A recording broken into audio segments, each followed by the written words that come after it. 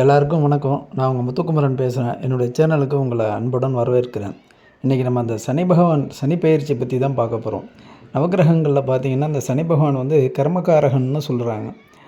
என்ன அப்படின்னு கேட்டிங்கன்னா, சனி நீதிமான் என்பதால் ஒருவருக்கு சோதனைகளை கொடுத்துட்டு அதற்கான படிப்பு நிலை வரிசையாக கற்றுக் கொடுப்பார் அவர். சனி பகவானின் பார்வைக்கு பயப்படாதவர்கள் யாரும் இருக்க மாட்டாங்க. சனியின் பிடியில் நாம் சிக்கியிருக்கிறோம் என்பதை சில அறிகுறிகள் மூலம் நம்ம கலந்து தெரிஞ்சுக்கலாம். பொதுவாக பார்த்திங்கன்னா, சனி பகவான் 12/1/2 வீட்டில் பயணம் செய்யும் காலத்தில் 7வது சனி அப்படின்னு சொல்கிறாங்க. சனியினால் இந்த சனி பயிற்சி காலங்களில் அது சனியினால் ஏற்படக்கூடிய சங்கடங்களை தவிர்க்கிறதுக்கு சில பரிகாரங்களை செய்தால் போதும் பிரச்சனைகள்லேருந்து நம்ம படிப்படியாக குறைச்சிக்கலாம். பிரச்சனைகள்லேருந்து நம்ம தப்பிச்சிக்க முடியும். சனி பகவான் 4ஆம் இடத்துல வரும்பொழுது அர்த்தாஷ்டம சனி அப்படின்னு சொல்லுவாங்க. 7ஆம் வீட்டில் வரும்போது கண்ட சனி அப்படின்னு சொல்லுவாங்க. இப்படி வந்து பாதிப்பை ஏற்படுத்துவார். அதேமாதிரி பார்த்திங்கன்னா 8ஆம் வீட்டில் வரும்போது அஷ்டம சனி அப்படின்னு சொல்லி பிரச்சனைகளை ஏற்படுத்துவார். விரய சனி, ஜென்ம சனி, பாத சனி அப்படின்னு சொல்லி 7.5 ஆண்டு காலம் நம்மளுடைய ராசியில் பயணம் பண்ணி நம்ம ஒவ்வொரு ராசிக்கும் பார்த்திங்கன்னா 7.5 வருஷம் அந்த சனியினுடைய காலமானது இருக்கிறதா சொல்கிறாங்க. சில பேருக்கு சனி பயிற்சி நடக்கிறதே தெரியாது. 7 நமக்கு நடக்குது அப்படிங்கிறத விவரமே இல்லாமல் இருப்பாங்க. சனி பகவான் பிடியில் நம்ம சிக்கியிருக்கிறோம் என்பதை வந்து நம்ம சில அறிகுறிகள் மூலம் வச்சு நம்ம தெரிஞ்சுக்கலாம். இப்போ அதை பற்றி தான் நம்ம கொஞ்சம் இந்த பதிவில் என்னன்னு விளக்கமாக பார்க்க போகிறோம். அந்த பதிவை இதை பார்த்துட்டு அதுலேருந்து எப்படி நம்ம தப்பிக்கிறது, என்னென்ன பரிகாரம் நம்ம செய்யலாம் அப்படிங்கிறத பார்க்க போகிறோம். இந்த மார்ச் மாதம் 23ஆம் தேதி 2025 வருஷம் பார்த்திங்கன்னா அந்த சனிப்பெயர்ச்சியானது நடந்திருக்கு. இதில் பார்த்திங்கன்னா திருக்கணித முறைப்படி நடந்திருக்கிறது. இது சில பேர் சொல்கிறாங்க, இல்லை அடுத்த வருஷம் 2026 வருஷம் மார்ச் மாதம் தான் வாக்கிய பஞ்சாங்கப்படி பயிற்சி, இது இல்லை அப்படின்றாங்க. அப்படி கிடையாது. இப்போ நமக்கு சனி பயிற்சி காலங்களில் சில பாதிப்புகள் ஏற்படுது, நமக்கு அதிகமான செலவினங்கள் வருது, நம்ம மருத்துவர்கிட்ட போகிறோம், நமக்கு வண்டி வீடு வாகனம் மூலமாக சில செலவுகள்லாம் வருது அப்படின்னாலே உங்களுக்கு சனி பயிற்சியானது நடந்துட்டு அப்படின்னு அர்த்தம். ஆக நம்ம அந்த சனி பயிற்சி காலங்களில் திருக்கணித பஞ்சாங்கமாக இருந்தால் வாக்கிய பஞ்சாங்கமாக இருந்தானே நம்ம வந்து சுவாமியை கும்பிட்றதுக்கெலாம் நமக்கு எதுக்கு நேரம்? எல்லா நேரத்திலும் நம்ம சாமியை கும்பிட வேண்டியது தான். அந்த சுவாமியை கும்பிட்டு நம்ம அந்த இருக்கிற பிரச்சனைலேருந்து நம்ம தப்பிச்சிக்க வேண்டியது தான். ஆக நம்ம சனிப்பெயர்ச்சி இப்போ திருக்கணித பஞ்சாங்கப்படி நடந்திருக்கக்கூடிய சனிப்பெயர்ச்சியை நமக்கு சனிப்பெயர்ச்சியாக நினச்சிட்டு சில பரிகாரங்களை நம்ம செஞ்சுக்குவோம். அதன் மூலம் நம்மளுடைய பிரச்சனைகள்லேருந்து தப்பிச்சு நம்மளுடைய வாழ்க்கையை சுமூகமாக அமைச்சிக்கலாம். இப்போ அதெல்லாம் என்னென்னங்கிறது தான் இந்த பதிவில் பார்க்க போகிறோம். அதுக்கு முன்னாடி பார்த்திங்கன்னா அந்த சேனலை பார்த்துட்ருக்கவங்க அந்த சேனலை வந்து கொஞ்சம் சப்ஸ்கிரைப் பண்ணி விடுங்க. அதுமாரி பார்த்திங்கன்னா இந்த வீடியோவை எல்லாருக்கும் ஷேர் பண்ணுங்கள், கமெண்ட் பண்ணுங்கள், லைக் பண்ணுங்கள், கொஞ்சம் சப்போர்ட் பண்ணுங்கள்.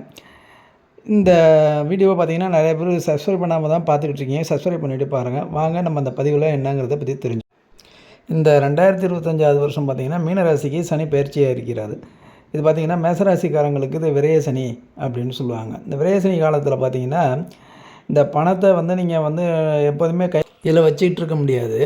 அதை நீங்கள் என்ன பண்ணுறீங்கன்னா கையில் வச்சுட்டே இல்லாமல் சுப விரயமாக, அதாவது ஏதாவது ஒரு நகை வாங்கி போடுறது, ஒரு இடத்த வாங்கி போடுறது, ஏதாவது இப்போ நான் பேங்கில் பணத்தை டெபாசிட் பண்ணுறது, இப்படியாக தான் நீங்கள் பண்ணிக்கலாம். அதேமாதிரி பார்த்திங்கன்னா உங்களுக்கு விபரீத ராஜயோகத்தை உங்களுக்கு கொடுக்க போகிறாரு மேசராசிக்காரங்களுக்கு. இதில் பார்த்திங்கன்னா அந்த செவ்வாய் வக்ர பயிற்சி இது எல்லாமே நடக்கும். இப்போ இந்த குரு பயிற்சி வரப்போகுது. இப்போ வந்திருக்கக்கூடிய ராகு கேது பயிற்சி, வரக்கூடிய குரு பயிற்சி எல்லாமே இந்த வருஷத்தில் நடக்க போகுது. இந்த பார்த்திங்கன்னா 1 மாதம் 1.5 மாத காலத்தில் இதில் எல்லாமே நடக்க போகுது. இது எல்லாமே உங்களுக்கு நல்ல விஷயங்களை ஏற்படுத்தி கொடுக்கறதுக்காக தான் இருக்குது. அதேமாதிரி பார்த்திங்கன்னா உங்களுக்கு இந்த விபரீத ராஜயோகம் அப்படின்னா என்னென்னு கேட்டிங்கன்னா, உங்களுக்கு சனியானவர் வந்து காலச்சக்கரத்தில் பார்த்திங்கன்னா உங்களுக்கு 10ஆம் ஸ்தானத்துலேயும் 11ஆம் ஸ்தானத்துலேயும் வரார். உங்கள் லாபாதிபதியாகவும் உங்கள் தொழிற்சானாதிபதியாகவும் வரார்.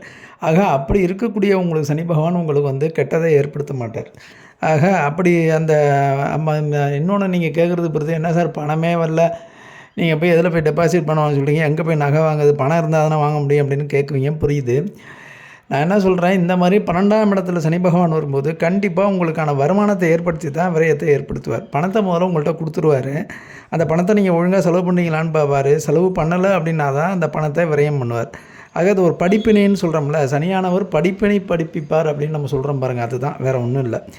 நல்ல சொத்துக்களாக வாங்கி முதலீடு செய்கிறது நல்லது. அடுத்தது நம்ம அந்த கும்பராசிக்காரங்களை பற்றி சொல்லலாம். பொதுவாக அந்த கும்பராசிக்காரங்களுக்கு பார்த்திங்கன்னா அவர் ராசி அதிபதியே அவர் தான். சனி பகவானுக்கு செல்ல பிள்ளைன்னு சொல்லுவாங்க கும்பராசிக்காரர்களை.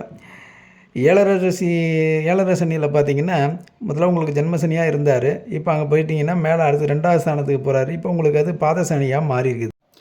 கும்பராசிக்காரங்கள் வந்து ஜென்ம சனி விலகி இருக்குது. அப்பாடா அப்படின்னு நம்ம மூச்சு விட்டுக்கலாம்.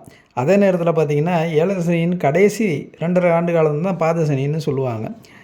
இந்த இடத்துல பார்த்தீங்கன்னா கொஞ்சம் கவனமாக இருக்கணும். தன வருமானமும் அதாவது பணமும் லாபமும் உங்களுக்கு இப்போ கிடைக்கும். ஏன்னா 2வது ஸ்தானத்துக்கு போயிருக்கிறதுனால தனஸ்தானத்தில் போயிருக்கிறதுனால கண்டிப்பாக உங்களுக்கு அதன வருமானமும் தன லாபமும் கிடைக்கும். சனியின் பார்வை பார்த்தீங்கன்னா உங்களுக்கு 4ஆம் வீடு 8ஆம் வீடு 11ஆம் வீடு இதிலெல்லாம் விழும்.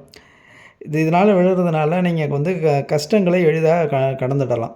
இது அப்படின்னு நம்ம சொல்லிக்கலாம். அப்படின்னு பார்த்தீங்கன்னா 2வது இன்னொன்று பார்த்தீங்கன்னா கொஞ்சம் சனி பகவான் உங்கள் ராசிநாதனா அப்படி இருக்கிறதுனால உங்களுக்கு வந்து அதிகமான தொல்லைகளை கொடுக்க மாட்டார். எதுவோ பார்த்துட்டோம் இது பார்க்க மாட்டோமா அப்படிங்கிற மாதிரி தான் இருக்கும். அதனால் இதை பற்றி நம்ம வந்து கவலைப்பட வேண்டாம். உங்களுக்கான பரிகாரம் அப்படின்னு பார்த்தீங்கன்னா அந்த சனியினுடைய வாகனம் வந்து காகம் அப்படின்னு சொல்லுவாங்க. இந்த காகம் வசிக்கிற இடமும் காகம் இருந்தா வந்து சனியினுடைய இருப்பிடம் அப்படின்னு சொல்லுவாங்க. அந்த காகத்தை வச்சே நம்ம சனி திசையில் எந்த இடத்துல இருக்கோம், நமக்கு என்னென்ன பிரச்சனை வரப்போகுது அப்படிங்கிறதையே நம்ம தெரிஞ்சுக்கலாம். அதுமாதிரி பார்த்திங்கன்னா இந்த சனி பயிற்சியில் இருக்கிறவங்க பார்த்திங்கன்னா எப்போதுமே ஒரு சோம்பேறித்தனமாக இருப்பாங்க, லேட்டாக எந்திரிப்பாங்க, ரொம்ப ஒரு அசுத்தமாக இருப்பாங்க, சுத்தமாக இருக்க மாட்டாங்க, பல்லு கூட விளக்க மாட்டாங்க, பல்லு விளக்காமல் காப்பி குடிப்பாங்க. அடிக்கடி பார்த்திங்கன்னா கீழே விழுந்து கை காலெலாம் அடிபடும். இவர்கள் சனிப்படியில் சிக்கியிருக்காங்கிறதுக்கு இதுவே உதாரணமாக இருக்கும். அதுமாதிரி பார்த்திங்கன்னா காக்கா வந்து உங்களை விடாமல் எங்கேயா வெளில போனீங்கன்னா உங்களை விடாமல் துரத்திட்டு வரும். அப்புறம் சாதாரணமாக போகும்போது பார்த்திங்கன்னா உங்கள் மேலேயே எச்சம் போடும். சில பேருக்கு பார்த்திங்கன்னா தலையிலே உடம்புலேயே வந்து கொத்தும். இது மாதிரிலாம் இருந்தாலே உங்கள் கோச்சாரப்படி சனியின் பிடியில் நீங்கள் இருக்கிறதா ரொம்ப சங்கடமான நிலையில் இருக்கிறதா அர்த்தம். அதுமாதிரி பார்த்திங்கன்னா திடீர்னு பார்த்திங்கன்னா நம்ம வீட்டு முன்னாடி பார்த்திங்கன்னா திடீர்னு கொண்டாந்து யாரோ குப்பையை கொட்டி வச்சுட்டு போவாங்க. குப்பை லாரி போகும்போது குப்பை வந்து திடீர்னு உங்கள் வீட்டுக்கு முன்னாடி தான் விழும். இந்த மாதிரிலாம் இருந்தாலே உங்கள் அந்த சனியினுடைய பிரச்சனை உங்களுக்கு இருக்கிறதா அர்த்தம். அதுன்னு பார்த்திங்கன்னா நீங்கள் வெளியில் போகும்போது அதாவது அசிங்கத்தை மிதிச்சு போடுவீங்க. சரி பார்த்திங்கன்னா நீங்கள் இப்போ ரயிலில் இப்போ ட்ரெயினில் போனால் கூட உங்களுக்கு பாத்ரூம் பக்கத்தில் தான் சீட்டு கிடைக்கும். இப்போ அங்கே உட்காந்துட்டு போகும்போது பார்த்திங்கன்னா நீங்கள் வந்து அங்கே போய் சேர வரைக்கும் மூக்கை பிடிச்சிக்கிட்டே போகிற மாதிரி இருக்கும். இந்த மாதிரி சில அறிகுறியெல்லாம் உங்களுக்கு ஏற்படும். இதுக்கு என்ன பண்ணணும் அப்படின்னு கேட்டிங்கன்னா இப்போ பொதுவாக எறும்பெல்லாம் பார்த்திங்கன்னா அதுக்கு ஏதாவது ஒரு உணவு கிடைக்குதுன்னு வச்சுங்க, அது கொண்டு போய் பேங்கில் சேஃப்டி பண்ணுற மாதிரி ஒரு இடத்துல போய் சேஃப்டி பண்ணி வச்சுக்கும். அதுதான் காலத்துக்கு சாப்பிடும் அப்படின்னு சொல்லுவாங்க. ஒரு சின்ன உணவு கிடைச்சா கூட அதை கொண்டு போய் வச்சுக்கோங்க, அதை வந்து ரொம்ப மாதமாக வச்சு சாப்பிடுவோம் அப்படின்னு சொல்லுவாங்க. அப்போ நீங்கள் இந்த எறும்புக்கெல்லாம் உணவு கொடுத்தீங்கன்னு வச்சுக்கோங்க, இந்த 30 கோடி தேவர்களுமே இதை பார்த்துக்கிட்டு இருப்பாங்க. அதுலேருந்து இந்த சனி பயிற்சி இந்த சனியினால் இருக்கக்கூடிய கஷ்டமான சூழ்நிலையிலேருந்து நீங்கள் தப்பிச்சுக்கலாம். ஒரு எறும்பு அந்த எறும்பெல்லாம் சாப்பிடுதுன்னு வச்சுக்கிங்களேன், இந்த ஒரு எறும்பு சாப்பிட்டாலே எத்தனையோ ஏழைகளுக்கு நீங்கள் சாப்பாடு போட்டதாக கணக்கு. ஒரு கணக்குக்கு வச்சிங்களா ஒரு 108 ஏழை 1008 ஏழைன்னு கணக்கு வச்சுக்கோமே. அப்படி இது ஒரு பரிகாரம் தான். எறும்புக்கு நீங்கள் உணவு விடுறது ஒரு பெரிய பரிகாரமாக பார்க்கப்படுது. அடுத்தது பார்த்திங்கன்னா சனி பகவானுக்காக நம்ம விரதம் இருக்கலாம். ஒரு சனிக்கிழமையில் என்ன பண்ணலாம் அப்படின்னு கேட்டிங்கன்னா காலைல கிளம்பி பிள்ளையாரை கும்பிட்டுட்டு கோயிலுக்கு போய்ட்டு பார்த்திங்கன்னா சனிக்கு எள்ளை வச்சு எள்ளு சாதாரண கருப்பு எள்ளை கொண்டு போய்ட்டு அங்கே வச்சு அவருக்கு நம்ம வேண்டுதல் பண்ணிக்கலாம். அதுமாதிரி வந்து எங்களுக்கு எந்த பிரச்சனையும் வரக்கூடாது, நல்லபடியாக இருக்கணும்னு சொல்லி பிரார்த்தனை பண்ணிக்கணும். எந்தவித பிரச்சனைகளும் வரக்கூடாது, எந்தவித தடங்களும் வரக்கூடாது அப்படின்னு சொல்லி பிரார்த்தனை பண்ணிவிட்டு பார்த்திங்கன்னா அங்கே சனி பகவானை கும்பிட்றதுக்கு முன்னாடி அந்த கோவிலில் அனுமனோ சிவனோ இருந்தால் கும்பிட்டுட்டு அதே பிறகு சனி பகவான்கிட்ட வந்து வேண்டிக்கலாம். வேண்டிட்டு பார்த்திங்கன்னா அன்றைக்கி ஃபுல்லாகவே விரதம் இருந்து சாயங்காலம் பார்த்திங்கன்னா விரதத்தை முடிச்சுட்டு ஒரு எள்ளு சாதமோ ஒரு பச்சரிசியில் ஏதோ ஒரு சாதமும் பண்ணி அவருக்கு நிவேத்தியம் பண்ணிவிட்டு அங்கே இருக்க வரவங்களுக்கு கொடுக்கலாம். கும்பிட்டுட்டு கொடுத்துட்டு அதுக்கு பிறகும் கூட போய் அனுமாரையும் சிவனையும் பார்த்து கும்பிட்டுட்டு வரலாம். அவங்களுக்கு விளக்கும் போடலாம். நல்லெண்ணெய் விளக்கு போடுறது ரொம்ப விசேஷம், பண்ணிக்கலாம். அதுமாரி பார்த்திங்கன்னா ராகு கால நேரத்தில் கால பைரவரை போய் கும்பிடலாம். முக்கியமாக ஞாயிற்றுக்கிழமையில் போய் கும்பிட்டுட்டிங்கன்னா ரொம்ப நல்லது. தேய்பிரை அஷ்டமி நாளில் கூட போய் கும்பிட்டுக்கலாம். இதுமாரிலாம் பண்ணிட்டு வந்தீங்கன்னா உங்களுக்கு இந்த சனி பகவானுடைய பிடியிலேருந்து கொஞ்சம் தப்பிக்கிறதுக்கு கண்டிப்பாக உங்களுக்கு ஒரு யூஸ்ஃபுல்லாக இருக்கும்.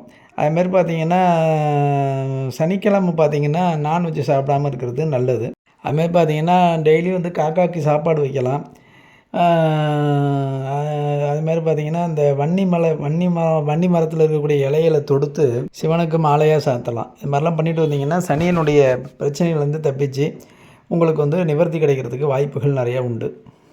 இப்போ நம்ம பார்த்துட்டோம். அந்த மாதிரி மீனராசிக்கும் பார்த்திங்கன்னா ஜென்ம சனி அப்படின்னு சொல்லுவாங்க. மீனராசி அப்படிங்கிறது வந்து குருவனுடைய இடம். குருவனுடைய வீட்டுக்கு வந்து சனியானவர் வந்து விருந்தாளியாக வந்திருக்கிறாரு. அதனால் கவலைப்படாதீங்க. உங்களுக்கு வந்து எந்தவித கெடுதலும் பண்ண மாட்டார். எந்தவித கெடுதலும் பண்ணாமல் நான் சொல்லக்கூடிய பரிகாரங்களை